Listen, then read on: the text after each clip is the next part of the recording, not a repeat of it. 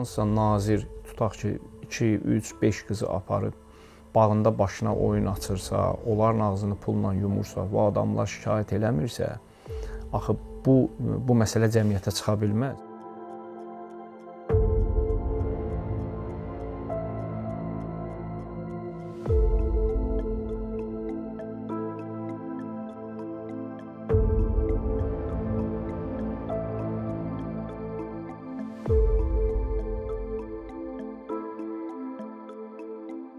Biz 3 dənə, 5 dənə icra başçısının oğlunu vəzifəyə götürək, o işi kim açacaq? Kim dindirəcək o adamları? Kim təyin eləyəcək o ekspertizaları?